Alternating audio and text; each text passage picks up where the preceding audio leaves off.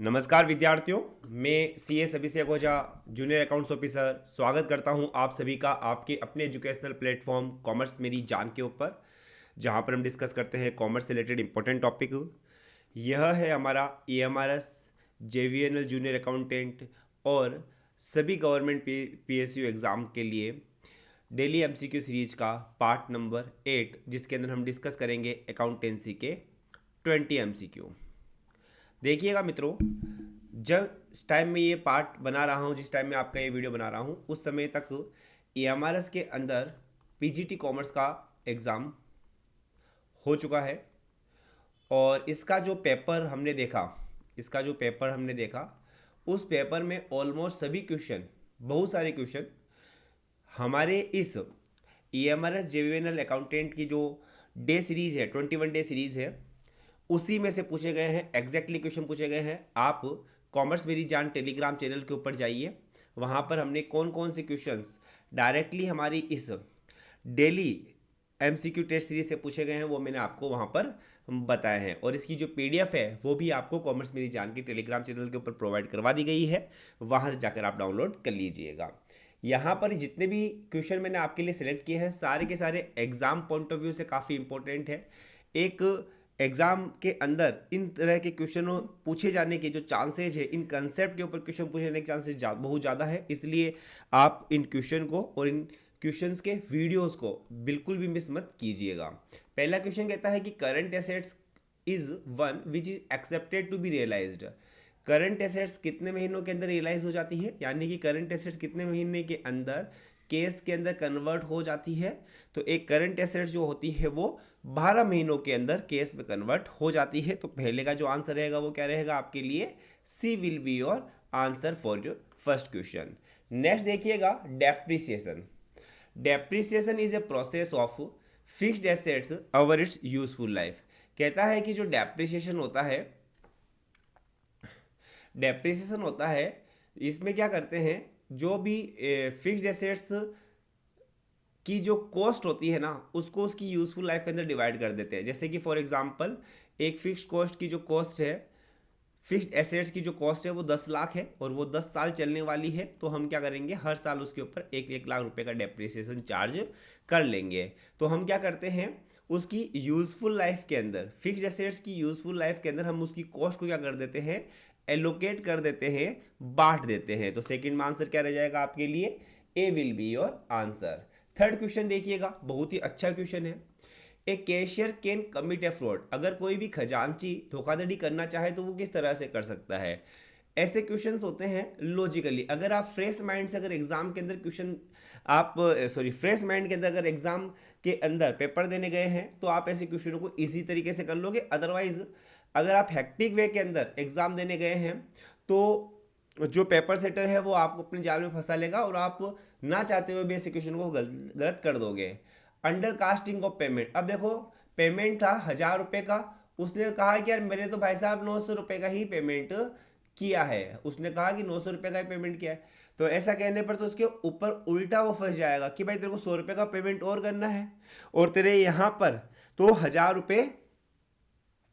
रुपये गए हुए हैं और तू कह रहा है कि 900 का पेमेंट करना है, 100 रुपये का तेरे को पेमेंट और करना है और 100 रुपये इधर भी कम है, तो इधर तो वो डबल फंस जाएगा। तो ऐसा तो नहीं होगा।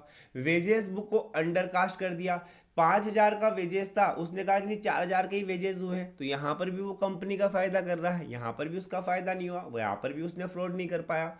Over casting of receipt side of case book. वो कहता है कि 1000 की जगह पर वो कहता है कि 5000 रुपये मिले हैं।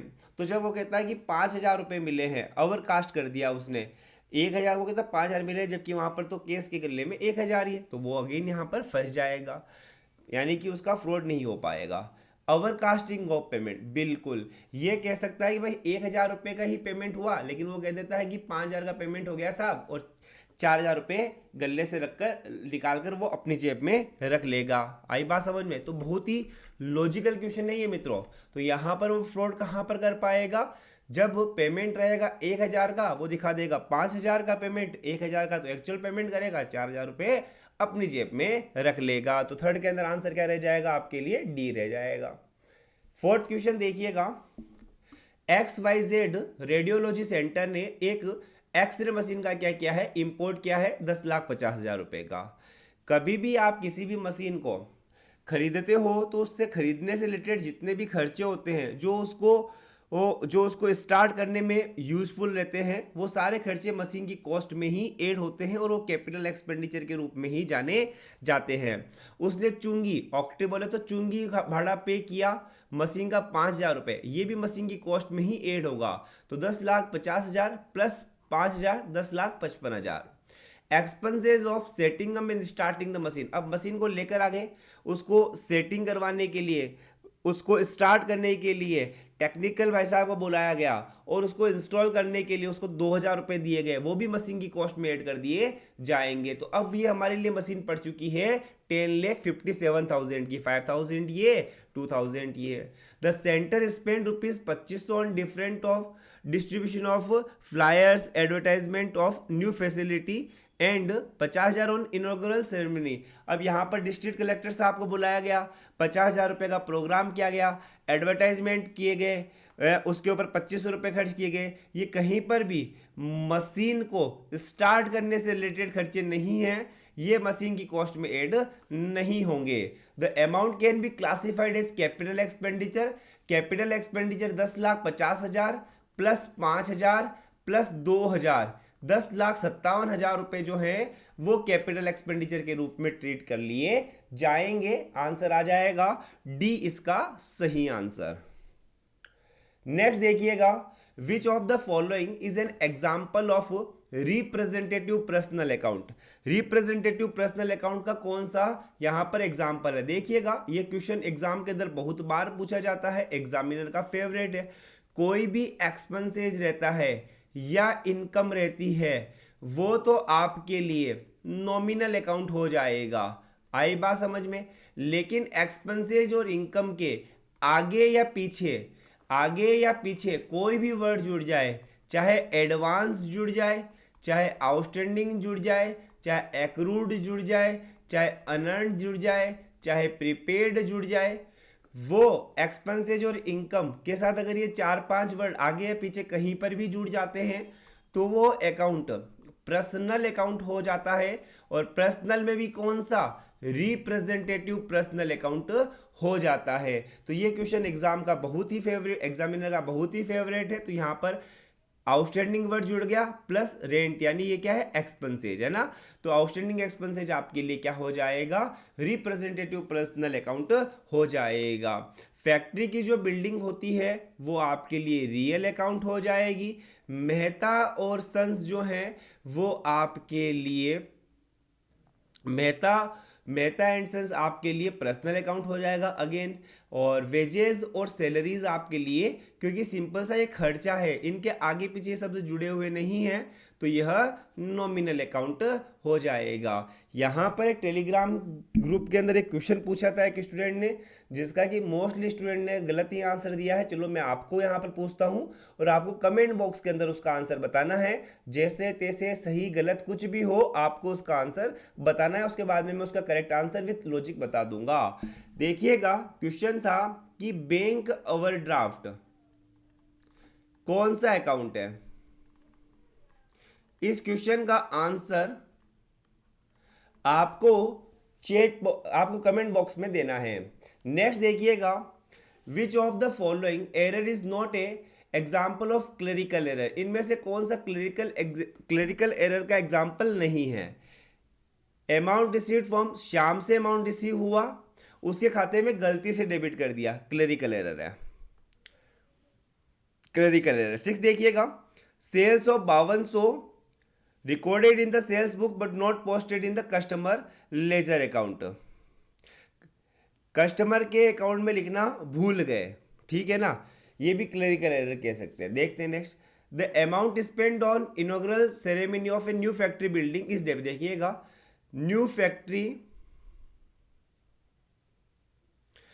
फैक्ट्री के बिल्डिंग के ऊपर इनॉग्रेशन के खर्चे थे, उसको आपने फैक्ट्री बिल्डिंग में डेबिट कर दिया। अभी हमने देखा था नई मशीन मंगाई, अरे यार इनॉग्रेशन का खर्चा बिल्डिंग की कॉस्ट में ऐड नहीं करेंगे, वो अलग खर्चे हैं, उससे ना बिल्डिंग की कैपेसिटी बढ़ी है। तो यहां पर ये जो खर्चा है वो क्लरिकल एरर नहीं है।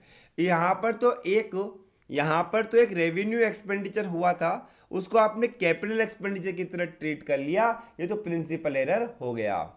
सेवंथ देखिएगा, in preparing of income and expenditure account. देखो मैंने income and expenditure account last mock test में भी बताया था, लास्ट डे की सीरीज में भी बताया, लास्ट डे के एमसीक्यू में भी बताया था कि इनकम एंड एक्सपेंडिचर अकाउंट जो होता है वो एनपीओ के केस में बनता है।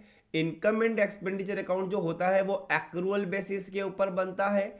इनकम एंड एक्सपेंडिचर अकाउंट से एंड में जो रिजल्ट होता है वो सरप्लस या डिफिशिएट निकल कर आता है। यहां पर कहता है कि और इनकम एंड एक्सपेंडिचर अकाउंट के अंदर उसी साल के यानी कि रेवेन्यू, इनकम और एक्सपेंसेज आते हैं। तो करंट ईयर के कैपिटल एक्सपेंसेज आते हैं नहीं, income outstanding for current year आती है, इनकम आउटस्टैंडिंग करंट ईयर की आउटस्टैंडिंग इनकम है वो भी आएगी क्योंकि एक्रूअल बेसिस पे बनता है। नॉन कैश आइटम भी आएंगे, करंट ईयर के रेवेन्यू एक्सपेंसेज भी आएंगे। कैपिटल एक्सपेंसेज को हम यहाँ पर कंसीडर नहीं करते हैं, केवल और केवल रेवेन्यू, इनकम और एक्सपेंसेज को हम यहाँ पर कंसीडर करते हैं। नेक्स्ट देखिएगा, a credit entry in real account. Simple सी बात है, रियल अकाउंट रिलेटेड होता है एसेट से। एसेट्स बढ़ती है तो डेबिट होती है, एसेट्स कम होती है तो क्रेडिट होती है। तो यहां पर इसका मतलब क्या हुआ, आपकी एसेट्स की वैल्यू में कमी आई है, तो यहां पर बी इसका आंसर हो जाएगा। नाइन्थ देखिएगा, select the correct option. The receipt on payment account. देखिएगा, रिसिप्ट और पेमेंट अकाउंट होता है वो एक्रूअल प्रिंसिपल पर बनता है नहीं सर जी, वो तो केस बेसिस के ऊपर बनता है, वो तो केस बेसिस के ऊपर बनता है। Can not be use for ascertaining the surplus और डिफिशिएट। बिल्कुल, ये सरप्लस और डिफिशिएट निकालना इसका ऑब्जेक्ट नहीं होता है, वो तो इनकम एंड एक्सपेंडिचर का होता है। तो ये तो ऑप्शन क्या हो जाएगा, गलत हो जाए, सॉरी ये ऑप्शन बिल्कुल सही हो जाएगा क्योंकि यहाँ पर देखो कैन नॉट लिखा हुआ है कि इसका यूज हम सरप्लस और डिफिशिएट निकालने के लिए नहीं करते हैं, बिल्कुल नहीं करते हैं, सही बात है। Is a summary of all non case, या ऑल केस और नॉन केस नहीं सर जी, इसमें केवल और केवल केस के ट्रांजेक्शन आप लिखते हो, डेप्रिसिएशन जैसे नॉन केस के ट्रांजेक्शन आप नहीं लिखते हो, तो ये भी गलत हो जाएगा। इज इक्विवेलेंट टू प्रॉफिट, नहीं सर जी, ये केस बुक के बराबर होता है, केस बुक के समान होता है। प्रॉफिट एंड लॉस के इक्वल यह, प्रॉफिट एंड लॉस अकाउंट के इक्वल यह नहीं होता है। प्रॉफिट एंड लॉस अकाउंट के इक्वल तो इनकम एंड एक्सपेंडिचर अकाउंट होता है, तो ये भी गलत हो जाएगा। तो केवल और केवल बी पॉइंट सही है, और उसने भी देखो कितनी समझदारी से नेगेटिव वर्ड यूज किया है, तब जाकर वो सही हुआ है। 10th क्वेश्चन मेरा फेवरेट क्वेश्चन, मैं बार बार कहता हूं, बीआरएस का एक क्वेश्चन जरूर आएगा, और न्यूमेरिकल आ गया तो आपकी बल्ले बल्ले है। क्लासेस जो है वो फ्री ऑफ कॉस्ट है यूट्यूब के ऊपर भी, और क्या कहते हैं हमारी एप्लीकेशन के ऊपर भी, कॉमर्स मेरी जान, कॉमर्स प्रेप के ऊपर, तो क्लासेज बिल्कुल इसकी फ्री ऑफ कॉस्ट है, अनलॉक की हुई है, 4 घंटे की क्लासेज है, देख लीजिएगा, हर एग्जाम के अंदर यूज आने वाली है। चलिए करते हैं न्यूमेरिकल क्वेश्चन को। उम्मीद करता हूं कि आपने क्लास देख रखी होगी, है ना। देखो कैसे करना है बताते हैं आपको। Aman brother has an overdraft facility of 40,000 as per cash book. Cash book के अकॉर्डिंग 40,000 रुपए का ओवरड्राफ्ट बैलेंस है, यानी कि बैंक का नेगेटिव बैलेंस है। बैंक बैलेंस कहे तो पॉजिटिव बैलेंस, बैंक ओवरड्राफ्ट कहे तो नेगेटिव बैलेंस, ठीक है। तो यानी कि आप कह सकते हो केस बुक के अकॉर्डिंग 40,000 रुपए का ओवरड्राफ्ट बैलेंस है। सुन लीजिएगा करना कैसे है ना, क्वेश्चनों को करते कैसे हैं, ऐसे क्वेश्चनों को मैं आपको बता देता हूं। कोई ज़्यादा इसमें टेंशन लेने की जरूरत नहीं है, कुछ रूल है, अगर आपने क्लासेस देख रखी है मेरी तो वो समझ में आ गया होगा, नहीं तो मैं आपको सिंपल सा बता देता हूँ। किसका ऊपर बैलेंस गिवन है, कोई टेंशन नहीं पाड़नी है। सबसे पहले तो आपको ध्यान देना है कि बैलेंस किसका गिवन है, केस बुक का पॉजिटिव नेगेटिव है, नेगेटिव है।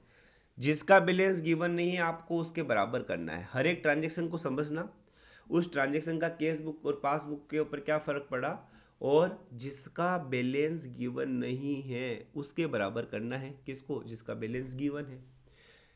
चेक था 5,000 रुपये का, आपने सप्लायर को इश्यू किया। अब सोचो, चेक था 5,000 रुपये का, पहला वाला ट्रांजेक्शन बता रहा हूं, ये केस बुक और पासबुक, ठीक है। आपने सप्लायर को 5,000 रुपये का चेक इश्यू किया, तो आपने क्या किया होगा, ये माना होगा कि वो बंदा बैंक जाएगा और 6 रुपये निकाल लेगा, तो आपने तो केस बुक में कम कर दिए होंगे। लेकिन अभी तक पासबुक में वो कम हुए ही नहीं। यही तो है, but not presented for payment till 31 मार्च। 31 मार्च तक उसने प्रेजेंट ही नहीं किए थे, तो मतलब कि आपके पासबुक का तो बैलेंस कम हुआ ही नहीं। तो वापस केस बुक को पासबुक के बराबर करने के लिए आप क्या कर दोगे, 5,000 रुपये प्लस कर दोगे। ठीक है। दूसरा देखो, डिविडेंड 2,500 रुपये बैंक में जमा हो गया। डिविडेंड 2,500 रुपये का बैंक में डायरेक्टली ही जमा हो गया। समझिएगा मेरी बात। तो यानी कि पासबुक तो आपका 2,500 से बढ़ गई, लेकिन केस बुक में अभी तक कुछ आपको पता ही नहीं है, आपको इन्फॉर्म ही नहीं है, तो आपने केस बुक में तो कुछ भी नहीं किया। आई बात समझ में? आपको इन्फॉर्म ही 2 अप्रैल तक किया गया था, तो 31 मार्च तक तो आपको इन्फॉर्म ही नहीं थी। तो जब आपको इन्फॉर्मेशन ही नहीं, तो आपने केस बुक में कुछ नहीं किया। अब क्या करोगे, केस बुक को पासबुक के बराबर करने के लिए 2,500 प्लस कर दोगे। दूसरा भी समझ में आया होगा। सिंपल सा क्या रखना है, जिसका बैलेंस गिवन नहीं है उसके बराबर करना है। किसको? जिसका बैलेंस गिवन है उसको। तीसरा ट्रांजेक्शन देखो यारो, ए चेक 3,600 व deposited on the bank on 29 मार्च। आपने चेक डिपॉजिट करवाया बैंक में, तो आप क्या सोचोगे कि यार मेरा बैंक का बैलेंस बढ़ जाएगा, तो आपने 3,600 से बैंक का बैलेंस बढ़ा दिया। लेकिन वो चेक बैंक में जमा हुआ 4 अप्रैल को, तो मतलब कि 31 मार्च तक तो वो चेक जमा हुआ ही नहीं। तो अब क्या करोगे, वापस आप केस बुक को पासबुक के बराबर करने के लिए 3,600 रुपये वापस कम कर दोगे। तो यहाँ पर माइनस आपके 3,600 हो गए। अब देखो, नेट प्लस माइनस कितने हो रहे हैं, 7,500 प्लस के और 3,600 माइनस के। 7,500 सॉरी 7,500 प्लस के और 3,600, एक मिनट रुकिएगा, 7,500 प्लस के और 3,600 माइनस के, तो वो नेट बचा 3,900 प्लस का। 40,000 का बैलेंस है माइनस का, और उस 40,000 का बैलेंस है माइनस का, और प्लस का है 3,900। तो यहाँ पर अगर इसको माइनस करोगे तो कितना आएगा, 36,100। प्लस या माइनस, सिंपल सी बात है, माइनस का ही आएगा, क्योंकि माइनस का बैलेंस ज़्यादा है। तो सिंपल सी मैथ्स है। और क्या था यहाँ पर, तो यहाँ पर 36,100 आ जाएगा। हालांकि यहाँ पर तो प्लस माइनस कुछ है ही नहीं, लेकिन अगर ये नहीं रहे पासबुक के अनुसार बैलेंस है 36,000 प्लस या 36,000 माइनस, तो 36,000 माइनस यहाँ पर सही आंसर होगा। नेक्स्ट देखिएगा, ABC एक मशीन की जो कॉस्ट है 5,00,000 रुपये की है। चलो ठीक है भाई, 5,00,000 रुपये की कॉस्ट है, और इसकी सेल्वेज वैल्यू है 50,000, मतलब कि जब मशीन ख़राब हो जाएगी तो भी 50,000 में बिक जाएगी। तो नेट इस मशीन की अगर हम वैल्यू देखें तो वो 4,50,000 रुपये रहेगी। हमेशा साल्वेज वैल्यू कॉस्ट में से माइनस कर देना। ये मशीन 10,000 घंटे चलेगी, तो सिंपल सी बात है 10,000 घंटे चलेगी, तो 1 घंटे चलने के लिए वो 45 रुपये का डेप्रिसिएशन लगाएगी। 1 घंटा चलती है तो 45 रुपये का डेप्रिसिएशन लगाएगी। बताओ, ये 2,000 घंटे चली फर्स्ट ईयर में, तो 2,000 घंटे चली है फर्स्ट ईयर में, तो कितने का डेप्रिसिएशन रहेगा, 45 मल्टीप्लाई बाय 2 90, और फिर 3 0, 90,000 का डेप्रिसिएशन आ जाएगा। बिल्कुल लॉजिक के साथ हमने इस क्वेश्चन को किया है। 12th देखिएगा, विच of the following statement is true regarding the bill of exchange. Bill of exchange के बारे में कौन सा कथन सही है। देखो, ये डेफिनेशन भी है, लेकिन यहाँ पर हम देख भी लेते हैं। ये बंदा होगा, 2 बंदे होंगे, इसने इससे माल खरीदा है। आई बात समझ? तो ये बंदा तो बन गया देनदार, अब इसको रुपए देने हैं, और ये बंदा बन गया लेनदार।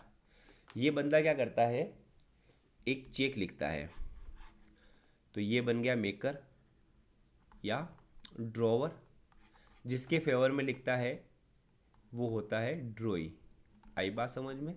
और ये चेक लिख के कहता है कि BR लिख के, बिल्स रिसीवेबल लिख के कहता है कि भाई इस फलाना तारीख को मैं तुमको रुपए दे दूंगा। ये इसका कंसेप्ट रहता है, जो कि सेक्शन 5 ऑफ NI एक्ट 1881 में बताई गई है। अब देखो समझते हैं इसको।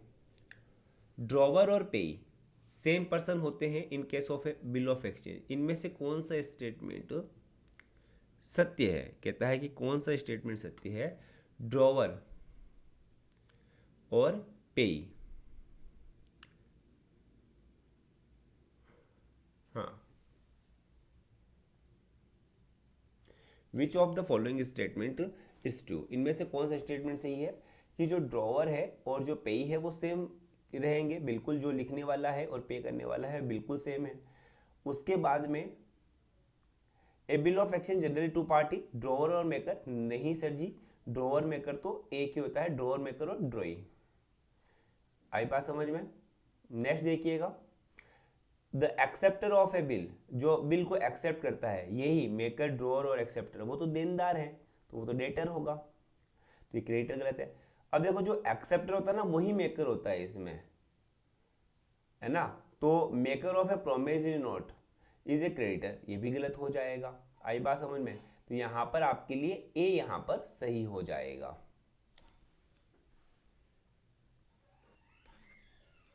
नेक्स्ट देखिएगा, if the head of office send goods of ₹1,00,000, 1 lakh रुपए का गुड्स भेजा ब्रांच को, लेकिन 65,000 का ही ब्रांच ने रिसीव किया है, 35,000 रुपए का जो रिसीव नहीं किया उसकी एंट्री होगी good in transit account debit to head of office, क्योंकि हेड ऑफ ऑफिस के यहाँ से निकल चुका है और वो अभी रास्ते में है। ये क्वेश्चन पूछा गया है ये हमारा पीजीटी कॉमर्स एग्जाम में। The entry system of double entry book keeping is based on, double entry system जो होता है उसका इक्वेशन रहता है ऐसे, अगर अब मैं बैलेंस शीट बनाकर बताना चाहूँ तो कैपिटल रहती है और लायबिलिटी रहती है, दोनों मिलाकर टोटल लायबिलिटी हो जाती है और इधर टोटल एसेट्स आ जाती है। तो capital plus liability is equal to total assets. तो यहाँ पर capital is equal to assets, capital is equal to total assets minus liabilities, ये इक्वेशन यहाँ पर आपकी बन जाएगी। 40 देखिएगा, 15 देखिएगा, इनमें से कौन सा एरर ऑफ कमीशन है? इनमें से कौन सा एरर ऑफ कमीशन है? Amount of ₹7700 received from customer mister Neeta credited to, बिल्कुल गलत अकाउंट के अंदर आपने अगर नीता से रुपया प्राप्त हुआ टीना के अकाउंट में लिख दिया तो ये एरर ऑफ कमीशन है बिल्कुल। न्यू चेयर्स और डेस्क ऑफिस यूज़ के लिए परचेज की, लेकिन उसको परचेज बुक में लिख दिया। परचेज बुक में तो गुड्स लिखते हैं जो कि एक तरह का रेवेन्यू एक्सपेंडिचर है, यहाँ पर आपने रेवेन्यू एक्सपेंडिचर को कैपिटल एक्सपेंडिचर की तरह ट्रीट कर दिया, तो यह तो प्रिंसिपल एरर होता है। Repairing of a compound wall debited to building, repairing के जो खर्चे होते हैं वो अगेन रेवेन्यू एक्सपेंडिचर होते हैं, उसको भी आपने कैपिटल एक्सपेंडिचर की तरह ट्रीट कर लिया, ये अगेन एरर ऑफ प्रिंसिपल है। सेल्स ऑफ 500 जिसको सेल्स बुक में एंटर ही नहीं किया, ये एरर ऑफ अमिशन है, आपने भूल कर दी।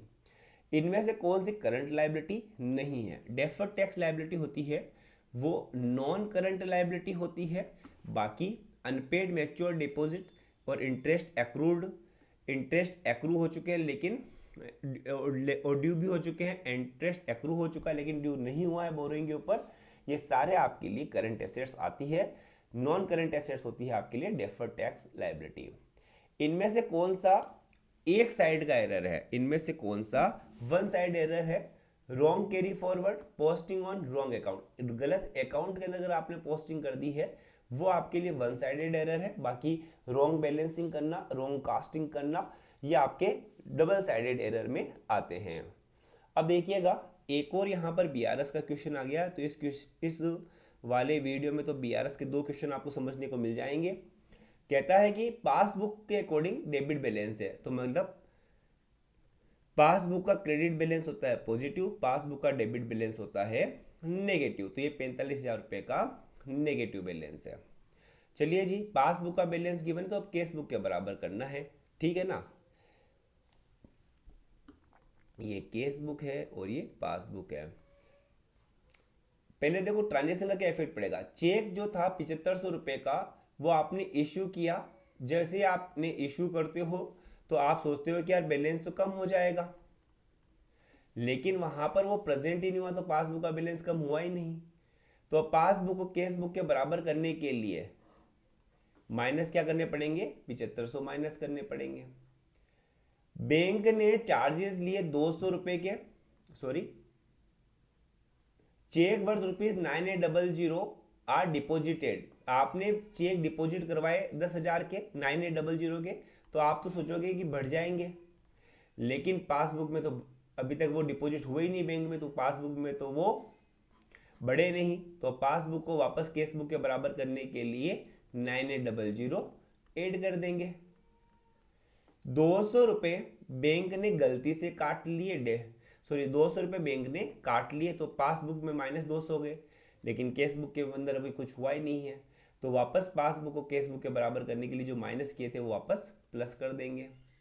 तो यहाँ पर 10,000 रुपये प्लस हो रहे हैं मित्रों, और 7500 माइनस हो रहे हैं, यानी कि प्लस के 2500 हो रहे हैं। अगर इस तीनों का हम देखें तो 45,000 नेगेटिव है और 2500 पॉजिटिव है। 45,000 नेगेटिव है और 2500 पॉजिटिव है। अगर इसको करेंगे तो नेट आंसर आएगा 42,500 नेगेटिव का, 42,500 आएगा, वो भी नेगेटिव का। हालांकि यहाँ पर पॉजिटिव नेगेटिव तो कुछ करना नहीं है, तो 42,500 ही आंसर रहेगा आपका।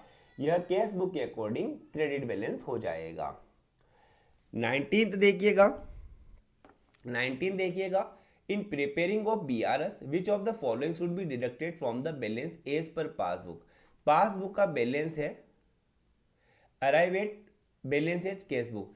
पासबुक का बैलेंस है आपके पास, आपको केस बुक के बैलेंस पे पहुंचना है, तो सिंपल सी बात है, पासबुक को केस बुक के बराबर करना है। जिसका बैलेंस गिवन है उसको, जिसका बैलेंस गिवन नहीं है उसके बराबर करना होता है। Check received and enter in the bank column of case book but not deposited. Check receive and enter in the bank column of case book. Cash book के बैंक कॉलम में तो आपने क्या किया, चेक रिसीव कर दिया, मतलब ऐसा आपको कोई चेक मिला तो आपने सोचा कि भाई उसको बैंक में जमा करवाया, उसको बैंक में जमा करवाना है, तो ये तो हमारा बैंक का बैलेंस बढ़ ही जाएगा। तो आपने केस बुक में क्या कर दिया, प्लस कर दिया। आई बात समझ में? लेकिन अभी तक पासबुक में तो वो बैलेंस, वो चेक डिपॉजिट हुआ ही नहीं, तो पासबुक में तो बैलेंस बढ़ा ही नहीं। तो यहाँ पर केस बुक को पासबुक के बराबर करने के लिए पहले ट्रांजेक्शन को ऐड करना पड़ेगा। दूसरा देखो, amount of check deposited but not collected.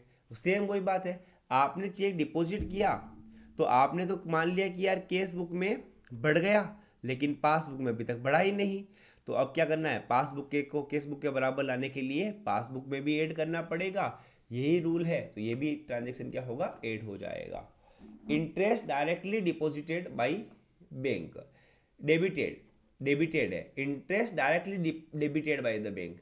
यह केस बुक है, ये पासबुक है। बैंक ने क्योंकि ओवरड्राफ्ट था, तो यहां पर डायरेक्टली इंटरेस्ट क्या कर दिया, माइनस कर दिया, डेबिट कर दिया। जब पासबुक डेबिट होती है उसका मतलब होता है, आपका बैंक बैलेंस जब डेबिट होता है तो उसका मतलब होता है बैंक बैलेंस कम हुआ, यानी कि उन्होंने इंटरेस्ट के रुपए ओवरड्राफ्ट के ऊपर काट लिए, लेकिन आपको पता नहीं था।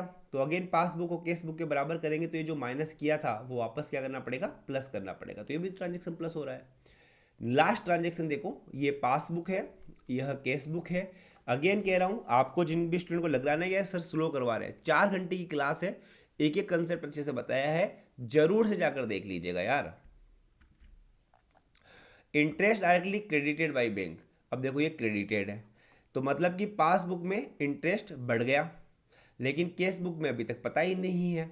तो केस बुक में क्योंकि अभी तक पता ही नहीं है, क्योंकि डायरेक्टली बैंक ने क्रेडिट किया है, तो अब वापस पासबुक को केस बुक के बराबर करने के लिए जो प्लस किया था उसको माइनस करना पड़ेगा। आंसर हो जाएगा डी। कॉपर जो होता है वो किसका एग्जाम्पल होता है, कॉपर होता है वेस्टिंग एसेट्स का, और जो वेस्टिंग एसेट्स होती है उनमें डिप्लेशन मेथड यूज किया जाता है डेप्रिसिएशन के लिए। उम्मीद करता हूं मित्रों आपको ये वीडियो पसंद आया होगा, समझ में आया होगा। किसी भी तरह का डाउट है कमेंट बॉक्स में लिख दीजिएगा। पीडीएफ टेलीग्राम पर डाल दी गई है, जरूर से वहां जाकर डाउनलोड कीजिएगा, और अपने कितने मार्क्स आए हैं इस टेस्ट में आपके, वो भी कमेंट बॉक्स में बताइएगा। All the very best for your exam.